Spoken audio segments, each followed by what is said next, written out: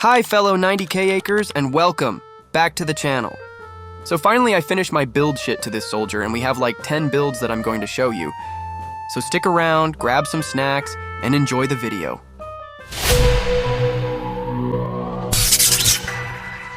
So let me start the video with Jangla, one of my favorite soldier in this game. And here are the builds that I come up with and name them per build and their purpose. So let's start with build 1, the solo Hell 2 build. The reason this build has no circle blade is because Zhang Liao is buffed now. Now, Zhang Liao will have a 50% damage reduction for one turn if the target of Leap Slash survives. Cutting the enemy's damage to half is really a big deal. Plus, Leap Slash deals 20 to 50% damage against 8 enemies within 2 tiles. That is insane. But personally, I didn't have the chance to use this soldier since his skill revamp, but I'm looking forward to use this soldier again, soon. So anyways, back to builds. So my solo Hell 2 build is plain and simple. I use darts as its core item, then I have crit, leech, and battle axe for the exclusive stats. Also, this build can be used in PvP or in war, and not just for solo tile farming or digging. So that's for our plain and simple build number 1, the solo Hell 2 build. Next is the build 2, the Punisher. This build is kind of my favorite sniping build for the scav soldiers, because the purpose for this build is to snipe the enemy from behind your tank soldier while waiting for your skill to charge. And it doesn't matter if the enemy tank has Rattan Shield in their exclusive item, because this build is to snipe behind your tank while posing a huge threat to the enemy archers. So that's the reason behind the Punisher build. The next build is the build number 6, the Liao Mirror build. I know what you guys are thinking. No, this won't put Liao in danger. Just because we put lamellar in this soldier means it becomes squishy. No, but the opposite, because with the lamellar, it becomes more tanky. Remember, Liao has 50% damage reduction if he don't kill his enemy with his leap slash, right? So add the lamellar to that 50% reduction means the next damage from the lamellar will get reduced. So with Leech Blade and Battle Axe, Liao can recover its HP to full, if not almost full. And not to mention the Crit Blade. Crit Blade is very good item because the chance for crit is very high, so it's perfect mixed for this build. And just so you know guys, this is one of the builds that I would also like to use when I play Sword Cavalry someday. Also, I think this build works in solo Hell 2, although I'm not sure, but I really think it will work just fine. Anyways, next is the build number 7, which is the Liao Mirror build. This build is similar to the lamellar Liao build, but we changed the Leech Blade to Circle Blade. But if you want, you can use the Leech Blade instead of the Circle Blade. But anyways, the reason for this build is, well, it's more tankier than the lamellar build because of the mirror stacks. And the only difference between the mirror and the lamellar is, the lamellar doesn't need stacking because it negates attacks, while the mirror needs to get stacks to maximize its damage reduction. Also, my reasoning about Circle Blade in this build is, Circle Blade adds 30% damage upon reaching 30% stacks. So not only that we have Crit Blade as our damage in this build, but we also have Circle Blade to add more damage plus Leech. So that's all the reasons behind the Liao Mirror build. And next, let's go to the Time God build number 4. This build can be used by both heroes and not only Liao.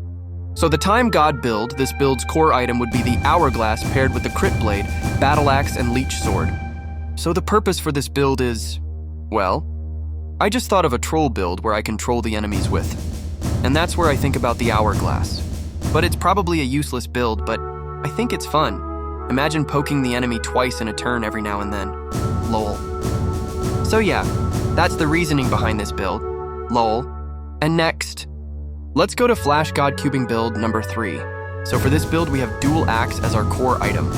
Oh, and by the way guys, all this item can also be found in the exclusive item. So we have the Dual Axe, Crit Blade, Battle Axe, and Leech Sword. This build is perfect for cubing because of his skill. It says here, when battle starts, each time a sword cav in his army use Leap Slash, it adds rage by 1 for another sword cav in that army, and increases their Leap Slash damage by 5-10% next time, and this effect can be stacked and will end when cubing dies. So, it's like having a passive Dual Axe item with 5-10% damage and it stacks up forever until cubing dies. That stacking sounds good, but I don't know. For me, cubing is not a solo artist's hero, but a group hero.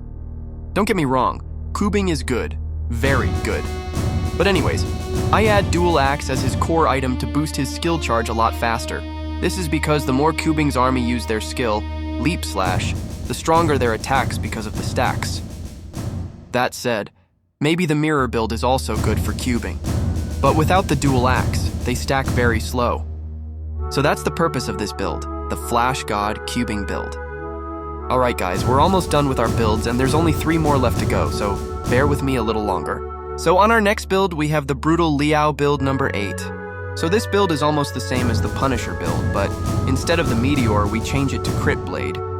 While the Punisher build is a snipe build, this one is more of an aggressive build and has more power than the Punisher. The role of this build is very straightforward, and that is to deal massive damage to the enemy as much as possible. Also, this build is going to make the fight very quick. I mean, just imagine Crit and Quinken activating at the same time with Leap Slash, right? What's going to happen to the archers who is stacked together or close to each other if that happens? But anyways, that's it for the brutal build Liao. Next, let's move on to the umbrella build, number 9. This build is one of the basic build people often use in the game, with its decent passive offense and defense. And you can probably do held too with this build, but I'm not so sure. But with the mirror build, you can definitely do held too with it. So that's it with the umbrella build, and now with our final build, the endgame build, number 10. So as the name implies, the role of this build is the endgame. This is because Time Flag is an endgame item. And my combination for this build is Dual Axe, Battle Axe, and Leech Sword. But this is also a common build people use in the game. But don't get me wrong, Time Flag is the mother of all damage weapons. So that's it for this video. I hope this helps. And thank you for watching, guys, and see you on the next.